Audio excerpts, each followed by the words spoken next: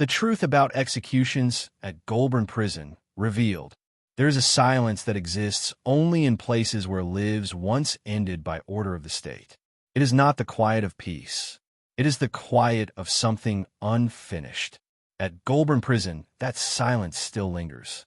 For decades, this place was not just about confinement. It was about finality, about decisions that could never be undone. Men entered knowing they would never leave. Others passed through, never realizing how close they were to machinery of death that operated calmly, efficiently, and without spectacle. What happened here was not dramatic. That is what makes it terrifying. And as you'll soon learn, the execution itself was only the final act in a process that began long before the rope was ever prepared. Goulburn Correctional Centre was never meant to be humane. Constructed in the 1800s, its design reflected a brutal philosophy of punishment, isolation, obedience, and fear. The thick sandstone walls were not simply to keep men in. They were to remind them, every second of every day, that the outside world no longer existed. Cells were small. Light was limited. Sound carried in strange ways, amplifying footsteps, keys, and distant voices until every noise felt like a warning. From the beginning, Goulburn was more than a holding facility. It was a place where discipline was enforced through routine and silence. Talking was restricted. Movement was controlled. Meals were basic and intentionally joyless. But hidden within this rigid system was something darker. Because Goulburn was not only a prison, it was a place where executions happened quietly, deliberately, and with chilling regularity. No announcement was made. No dramatic confrontation. A condemned man usually learned his fate through routine procedure. A guard, a document, a few carefully chosen words spoken without emotion. The sentence itself had likely been handed down months earlier, but the reality only truly set in when the date was confirmed. From that moment, time changed. Days became measured not by meals or roll calls, but by how many mornings remained. Some men counted obsessively. Others refused to count at all.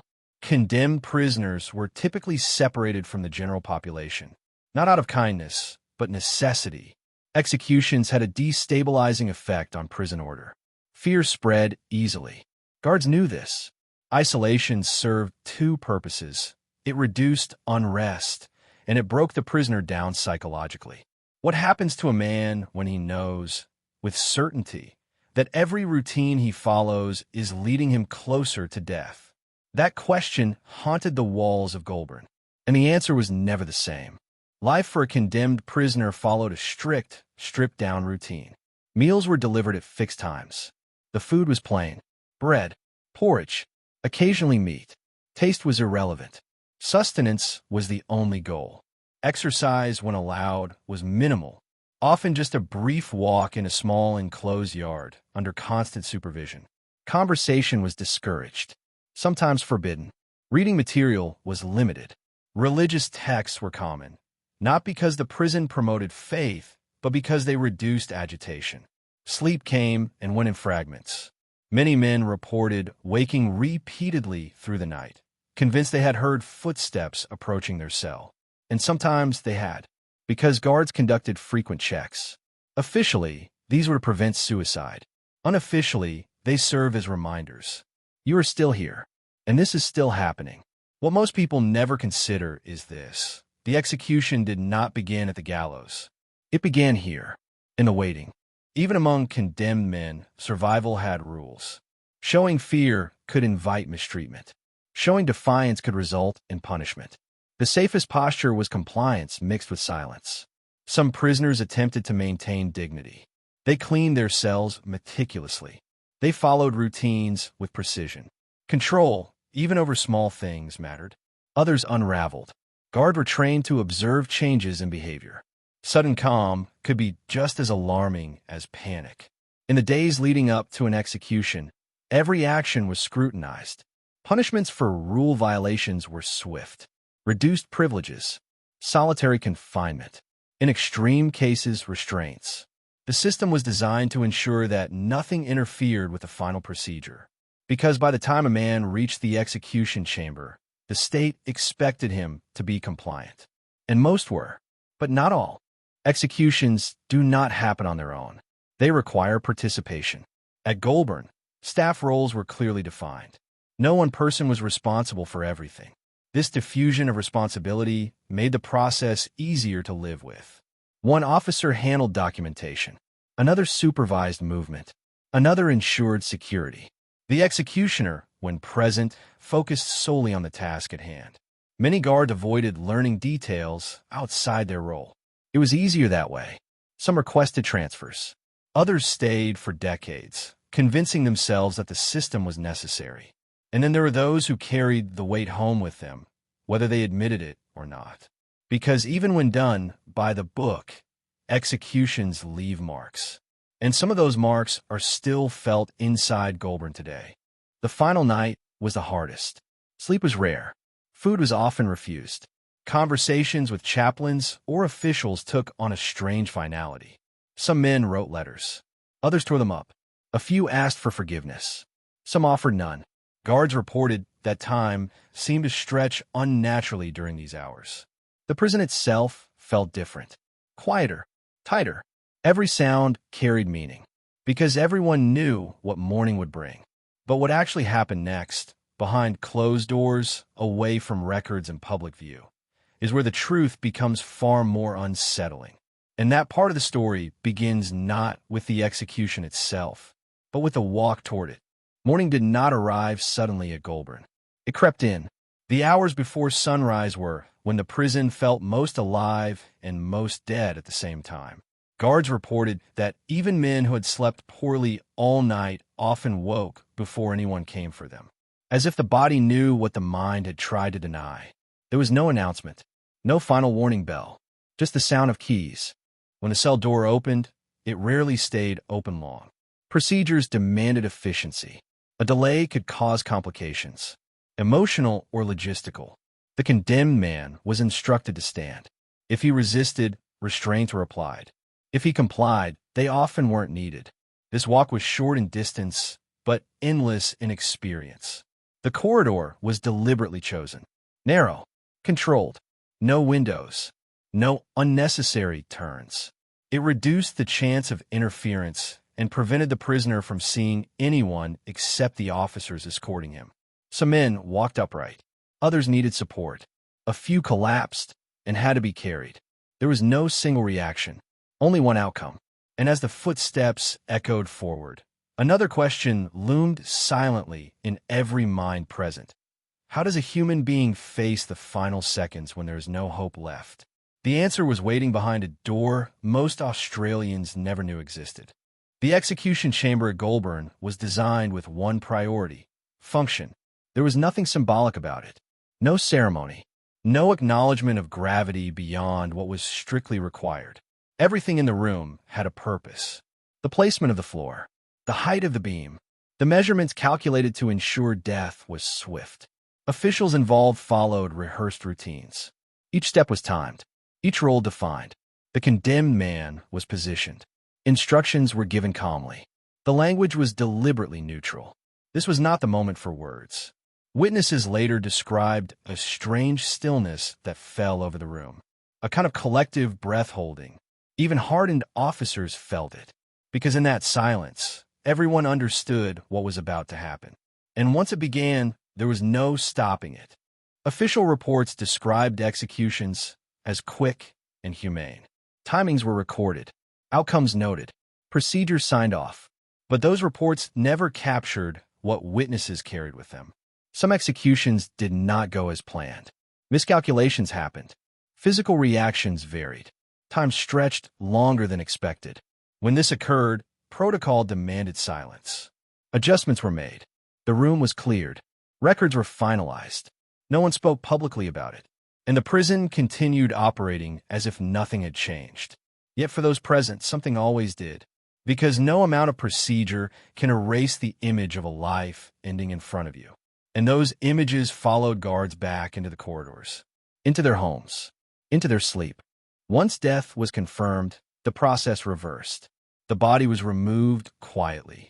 The room was cleaned thoroughly. Any signs of the event were erased. Within hours, the prison returned to routine. Meals were served. Cells were checked. Orders were given. For most inmates, nothing was said directly. But they knew. News traveled fast in a place like Goulburn. The atmosphere shifted. Voices lowered. Movement slowed. Executions sent a message more powerful than any rulebook ever could. This is how it ends. But what lingered longest was not fear alone. It was uncertainty. A question whispered, but never answered.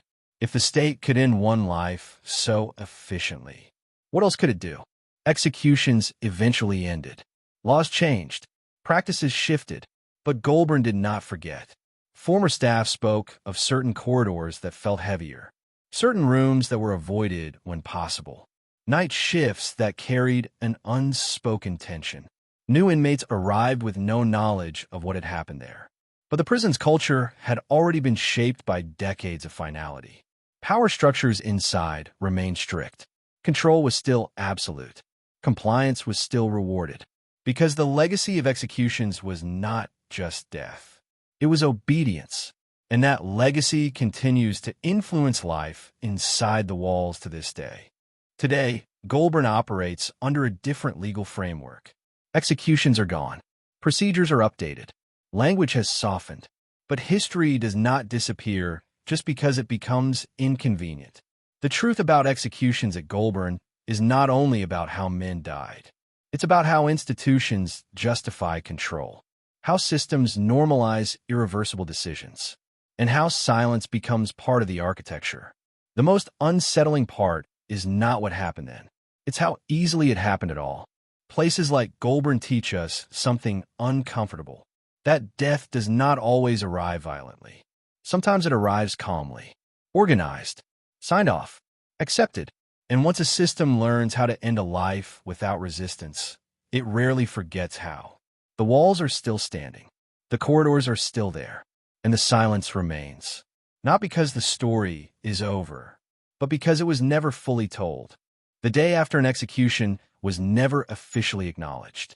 There was no announcement to the prison population. No confirmation. No explanation. Routine was the message. The system moved forward as if nothing had occurred. But inside Goulburn, everyone knew. Breakfast was served at the usual time. Guards stood in their usual positions. Orders were given in the same tone as always. Yet something was different. Inmates noticed it immediately. Guard avoided eye contact more than usual. Some officers were quieter. Others were harsher, enforcing rules with an edge that hadn't been there the day before. For prisoners, this day carried a warning that didn't need words. Someone had been taken out of the system permanently. The absence was felt more than the act itself. An empty cell, a missing face in line, a voice that would never be heard again in the yard. In a closed environment like Goulburn, absence was loud, and it forced every man inside to confront a truth they tried not to think about. The prison didn't just hold power over their days. It once held power over their lives. Some inmates reacted with fear, others with anger, many with a quiet resignation that settled deep and stayed there. Conversations about executions were rarely direct. They happened in fragments, half-sentences, looks exchanged in passing. Stories circulated, some exaggerated, some softened, some distorted by time and fear. But the core message never changed. This place has crossed a line before. For younger inmates, the knowledge acted as a warning. For older ones, it confirmed what they already believed. The prison system was not designed for mercy. And that belief shaped behavior. Men learned quickly that survival meant staying invisible, following rules, not attracting attention. Because Goulburn had proven beyond doubt what happened when the system decided you were beyond saving. Not every officer could handle execution duty. Some requested transfers immediately after their first experience. Others resigned quietly, offering reasons unrelated to what they had witnessed. But many stayed. Those who stayed learned to compartmentalize. They separated their professional role from their personal identity. At least they tried. Some guards avoided the execution wing altogether whenever possible. Others volunteered repeatedly, believing familiarity made it easier. It rarely did. Former staff later described recurring dreams. hallways that never ended, doors that wouldn't open, faces they couldn't forget. Yet during their shifts, they remained composed, because showing emotion inside Goulburn was seen as weakness. And weakness, in a place built on control, was dangerous. Executions didn't just affect the condemned or the witnesses. They changed the psychology of the entire institution. Discipline became easier to enforce. Resistance dropped. Compliance increased. Fear worked quietly, efficiently. The prison no longer needed to threaten death. Its history did that on its own. This created a culture where authority went largely unquestioned, where orders were followed not because they were fair, but because the alternative felt unthinkable. And over time, that culture became self-sustaining. Even after executions stopped, the mindset they created remained. Because systems don't forget what once worked. The end of executions did not arrive dramatically. There was no ceremony, no moment of reckoning inside the prison. The practice simply stopped. Cells once used for condemned prisoners were reassigned. The execution chamber was repurposed or sealed off. Records were archived. Officially, it was progress. But emotionally, nothing was resolved. No apologies were issued. No public reflection took place inside the walls. Staff were expected to adjust and move on. And most did, because in Goulburn, adaptation was survival. Even today, longtime staff speak of certain areas with hesitation. Corridors where footsteps sound heavier. Rooms that feel colder, even in summer. Whether these sensations are psychological or environmental doesn't matter. What matters is that the memory remains. Goulburn is not haunted by ghosts. It's haunted by history, by decisions made calmly, by actions justified legally, by lives ended quietly, and by the understanding that it all happened within systems that still exist. The truth about executions at Goulburn is not hidden in secret documents or sealed files. It's in the silence that followed them. It's in the routines that continued uninterrupted, in the obedience that deepened, in the walls that absorbed everything and gave nothing back. The question that lingers is not whether the system was legal.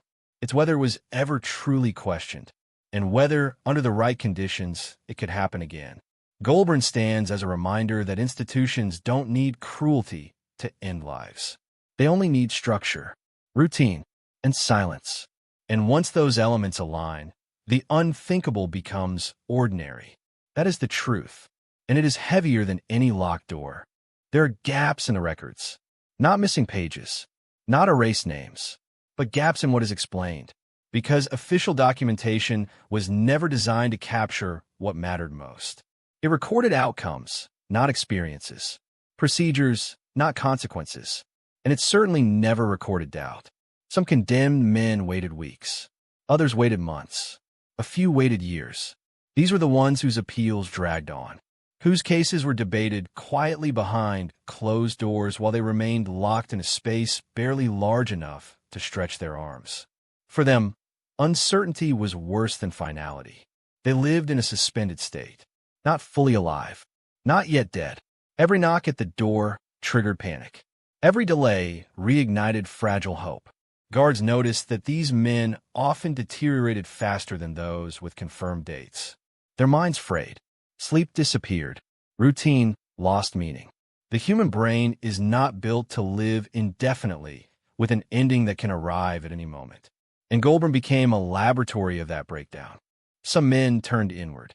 Silence became a shield. They spoke only when necessary, conserving emotional energy as if it were a finite resource.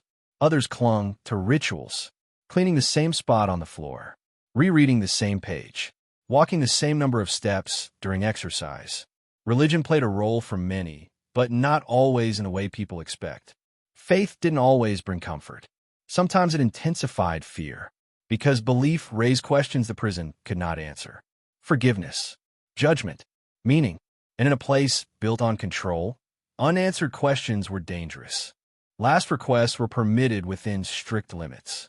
Food requests were often denied if deemed impractical. Personal items were reviewed. Messages were censored. The system framed this as order. Condemned men experienced it as one final reminder of power. Some requests were surprisingly small. A certain meal, a specific book, a few extra minutes outside the cell. Even these could be refused, not out of cruelty, but consistency. And that distinction mattered greatly to the institution, but not to the man waiting to die. Hope inside Goulburn was dangerous. Men who believed too strongly in last-minute intervention were often the ones who resisted most violently when it failed. For that reason, guards were trained to manage expectations carefully. No reassurance, no speculation, no emotional engagement. Everything was kept neutral. This emotional distance was framed as professionalism. But over time, it became something else. Detachment. And detachment spread. It infected how staff spoke, how inmates interacted, how the prison functioned as a whole. Because when hope disappears, compliance becomes easier. Among staff, there was always one execution that was never discussed. Details varied depending on who told the story. Some said it involved resistance. Others spoke of miscalculation. A few refused to say anything at all. What mattered was not what happened, but how people reacted afterward. Silence. An unspoken agreement to never revisit it. Because acknowledging mistakes would have meant confronting something the system could not afford to face. That was not infallible. Each execution refined the process. Mistakes were corrected quietly. Timings adjusted. Roles clarified. From an administrative standpoint, this was efficiency. From a human standpoint, it was something far colder. Death became procedural knowledge. And once something becomes procedural, it stops being questioned. This was perhaps the most dangerous transformation of all. After executions, inmates were moved. Cells reassigned. Life resumed. But those who had shared corridors with condemned men often carried something forward. Some reported recurring nightmares. Others developed intense fear of authority. A few became numb. They had witnessed what happened when the system decided a person no longer belonged in the world. And once you witness that, it changes how you see everything else. It is tempting to treat executions at Goulburn as a closed chapter, a relic of harsher times, a lesson already learned. But institutions do not reset themselves. They evolve.